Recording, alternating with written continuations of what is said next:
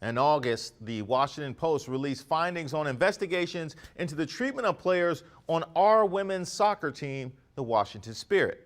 The allegations listed in the report were stark and sadly familiar. They found players with broken spirits, claiming they had endured verbal abuse from their coach, Richie Burke, who allegedly created an environment that left players terrified. An environment seemingly so oppressive that players left to escape it. One said, quote, "He made me hate soccer." Well, there must have been something to the allegations because Coach Burke has now been fired by the Spirit. His dismissal comes after an investigation by the National Women's Soccer League. But you know that's not the end, right? It never is it?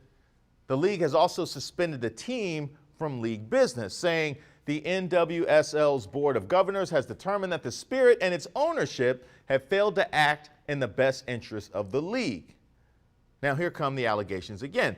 It's said that investigators found multiple violations of the league's harassment policy and club's leaders created a toxic work environment. This will be answered by the team, but is anybody actually surprised? In order for an authority figure to act in the manner in which Burke did, somebody has to turn a blind eye. Allegations have to be downplayed or ignored. At some point, the phrase, "that's just how things are done around here," will be said. We've all heard it. We're all familiar with it. The soccer pitch, the football field, the basketball court, the dynamics on them are no different than the dynamics in your office. What I'm saying is, what is the culture that's been established?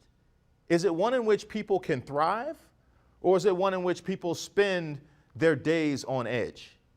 It shouldn't have taken a newspaper expose to bring an end to this man's tenure. I'm glad it did, but come on. In this age of mental health advocacy, why was this ever allowed?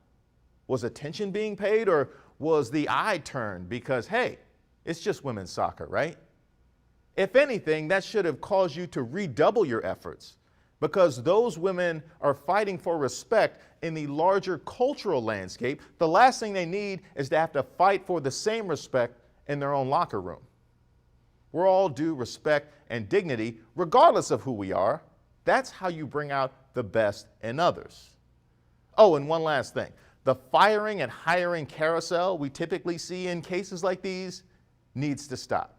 Coaches who show this kind of behavior have no business doing anything other than sitting on a couch reliving their high school glory days.